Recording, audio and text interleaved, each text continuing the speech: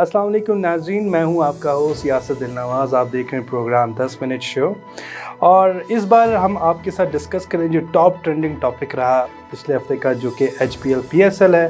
HBL PSL के साथ HBL PSL का एंथम भी बहुत ट्रेंडिंग में रहा। कैसे ट्रेंडिंग में रहा? क्योंकि दो आर्टिस्ट जिन्होंने HBL PSL का पहले एंथम गाया और जिन्होंने अभी गाया, उनके दरमियान में वर्ड्स वॉर हुई। वर्ड्स वॉर इनडायरेक्ट हुई, लेकिन वो काफ़ी हद तक अभी काफ़ी वायरल हो चुकी है और काफ़ी आगे चली गई। एक निजी शो में जो कि इस बार के एंथम सिंगर थे अली अजमत, साथ उनके कुछ और सिंगर्स ने भी गाया था। उन्होंने एक निजी शो में ये बात की कि जो एक उनके कोलीग आर्टिस्ट थे जिन्होंने पहले एंथम गाया था, उन्हें शायद कुछ ब्लॉगर कम्युनिटी को इंगेज करके PCB को और इस एंथम को मलाइन करने की कोशिश की। अच्छा, हुआ कुछ यूँ कि जिन आर्टिस्ट पे उन्होंने इल्ज़ाम लगाया या इनडायरेक्टली उनको टारगेट किया, उन्होंने एक अपनी ही सोशल मीडिया पे उस वीडियो के बाद, उस इंटरव्यू के बाद एक तंज़िया वीडियो लगाई, जिसमें उन्होंने तंज़िया तौर पे उनको जिन आर्टिस्ट पे इल्ज़ाम लगा उनको कहा, अगर पाकिस्तान में किसी के लिए भी कोई मसला हो, इवन कि उन्होंने ये भी उस वीडियो में बताया कि ट्रम्प की कैंपेन मैंने इस तरह 2 से 3 तंज़िया अंदाज से उन्होंने ये बात की और बताया कि अगर कोई भी मसाइल हो तो उसका ज़िम्मेदार मैं हूँ, और उसी के साथ भाई हाजिर है के नाम का एक हैशटैग बना लिया। अच्छा, ये बात उधर ना ठहरी, ये बात आगे बढ़ती गई और आगे सब बढ़ी कि कुछ अर्से बाद उन्होंने एक और वीडियो, जिन आर्टिस्ट पे इल्ज़ाम लगाया गया है, जो कि मैं अली ज़फ़र की बात करूँ, उनको इनडायरेक्टली टारगेट किया गया था। अली ज़फ़र साहब ने अपनी वीडियो एक और वीडियो लगाई जिसमें उन्होंने कुछ म्यूज़िक के साथ अपनी वीडियो बताई और उन्होंने कहा तैयार है, लाइक हैशटैग तैयार है के साथ उन्होंने एक गाना बेसिकली बताना चाहा कि शायद वो एक एंथम बना रहे हैं, और जो कि अभी इस वक्त ये दोनों आर्टिस्ट जो हैं काफ़ी ज़्यादा डिस्कशन का हिस्सा बन चुके हैं। जो पर्पज़ है हमारे शो का, उसमें हम ये है कि किस तरह ब्लॉगर कम्युनिटी जो है वो इम्पैक्ट क्रिएट करते हैं, किस तरह वो इम्प्रेशन क्रिएट करते हैं ऑडियंस के लिए, और किस तरह कॉर्पोरेट कंपनीज़ या मार्केट या इस तरह के जो इंडिविजुअल्स होते हैं इनको हायर करते हैं, इनको इंगेज करते हैं अपने फ़ायदे के लिए, और कितनी हद तक ये एथिकल है। ये सब कुछ हम डिस्कस करेंगे और इसके साथ साथ हम ये भी डिस्कस करेंगे कि जो हम लोग हैं, हम लोगों का क्या किरदार है एज अ कम्युनिटी। हमारे साथ इस शो में रहिएगा। मिलते हैं ब्रेक के बाद।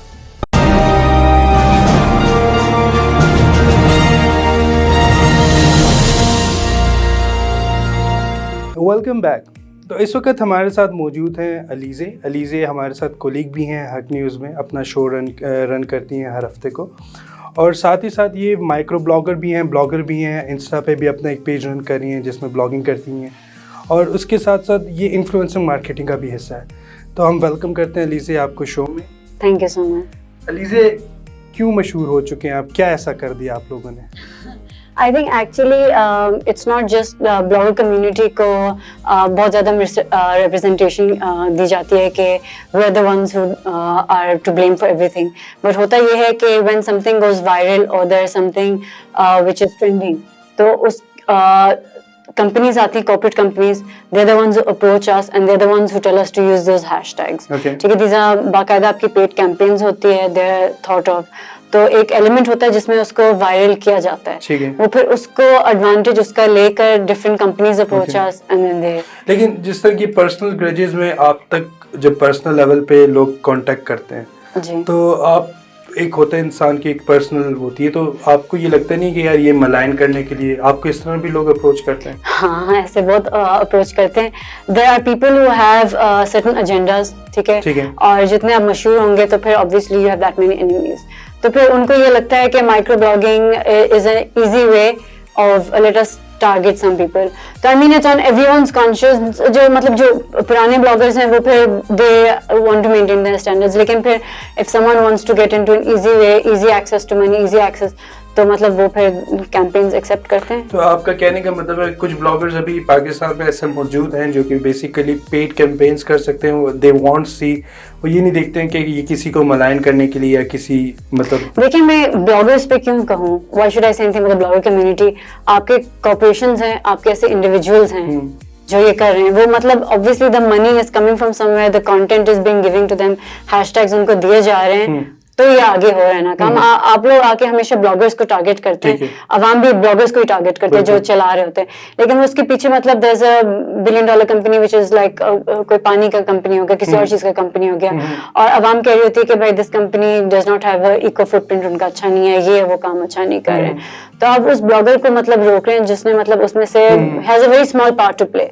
वो फिर अपने मॉरल कॉम्पस पे it depends on how much you want to do it, लेकिन I think the blame doesn't really lie with the blogger. Think कि जो ब्लॉगर कम्युनिटी आजकल के डिजिटल एरा में वो इन्फ्लुएंस कर पा रही है? हाँ, किस तरह करती है? हाँ नहीं, डेफिनेटली इन्फ्लुएंस तो वो कर पा रही है, because obviously they have a voice, तो कंपनीज उनके पास आ रही है, ठीक है। तो I think we have to recognise that even in Pakistan काफी हद तक डिजिटलाइज हो गया सब कुछ, तो आपके इन्फ्लुएंसर्स जो है they do play a part. ये फिर मतलब इमरान खान ने भी मतलब he called the YouTube community, he called the blogger community, because उनकी वॉइस है, रिकॉग्निशन इनको मिली है पीएम की तरफ से। That's a very relevant point, क्योंकि जो इन्फ्लुएंसिंग मार्केटिंग है या जो इन्फ्लुएंसर्स हैं जितने भी ये कंटेंट क्रिएटर हैं, अब क्योंकि अभी PISA अवार्ड भी हुआ था, उसमें भी आपने देखा कि उन्होंने 2 कैटेगरीज डाली हुई थी कंटेंट क्रिएटर्स की। दैट्स रियली, क्योंकि कंटेंट आई गेस मेरा अब उसमें देखिए द विनर वाज डकी भाई, ठीक है। तो मतलब what was his content, was roaster, ठीक है, he is a roaster, and what was his content, mainly his content got viral in the last year because of conflict with other bloggers. तो आप फिर अपना if you look at the trending and what the content are people really are drawn towards, that is conflict, that is personal interest, that is, so that's वो आपकी बात ठीक है, bad news is always a news, ठीक है। तो you can't really blame when your people like to watch such content, you can't really blame bloggers, क्योंकि फिर आपकी मतलब मार्केटिंग भी उस तरफ की आती है, आपकी कॉर्पोरेशंस भी उसी तरह की करती हैं। इसी से अब there is another new app which is called TikTok, ठीक है। अब TikTok भी जो है, अब वो भी बहुत से लोग इन्फ्लुएंसिंग के लिए यूज कर रहे हैं, it's become a new trending. तो ऐसा ऐसा आप देखेंगे कि इन्फ्लुएंसिंग मार्केटिंग हर स्टेप से आगे जा रही है। मैं को इसमें आपसे क्वेश्चन ये जानना चाहूंगा, अभी एट द मोमेंट आपको आपका अपना पर्सपेक्टिव, कौन सी ऐसी नीच है, ऐसी कौन सी इन्फ्लुएंसर्स हैं जो ज्यादा लाइमलाइट पर है? Are you talking about influencers particularly? Categories. I think the different categories. I think Instagram is basically for where you have a lot of pages based on dresses, makeup और lifestyle blogging आप कह लो उसके ऊपर।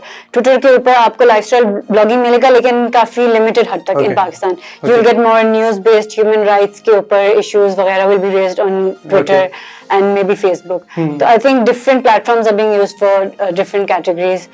YouTube पे आपका है influencer community, which is very strong, which is basically a lot of it is Pakistanis who are in Pakistan and a lot of it is Pakistani expats जो मतलब बाहर होते हैं, वो उनका मतलब एक कनेक्शन होता है। तो आप लोगों की जो जितने भी इन्फ्लुएंसर कम्युनिटी है, ब्लॉगर कम्युनिटी, आपस में आप लोगों के मीटअप्स जो होते हैं, जैसे मैंने टिकटॉक के बारे में देखा कि उनके एक मीटअप होता है जी, इंस्टाग्राम के भी मीटअप्स होते हैं, ट्विटर के भी मीटअप्स होते हैं, और मेरे खुद अपने काफी मतलब जो दोस्त बने हैं who are really good friends right now, वो ट्विटर के through human rights, minority rights के एक्टिविज्म के थ्रू हुआ है।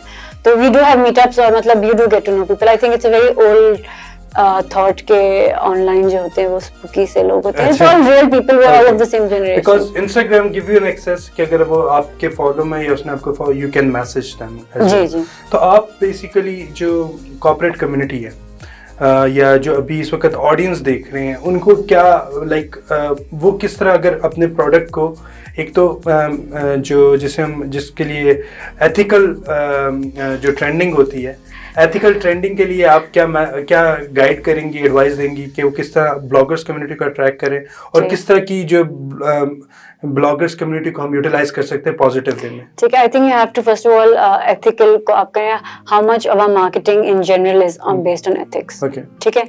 अगर आप उसको देख ले तो ethics don't play a very big part in marketing as such. Ethics का उसमें मतलब there are certain guidelines that are to be followed, parameters होते हैं outline में, लेकिन specific कोई ethical उसमें नहीं होते। कोई ethics नहीं होती। Ethics होती है, लेकिन how much are they actually followed? If you look at corporate marketing which is on different platforms as well, even in media news channels, ठीक है, तो उसमें कितनी आप ethics follow कर रहे होते हैं, ठीक है। आपने मतलब किसी कोई बंदा वायरल हो गया, उसकी मीम्स बना ली, उस के थ्रू आपने वो कर लिया। So digital marketing is also mimicking the same things.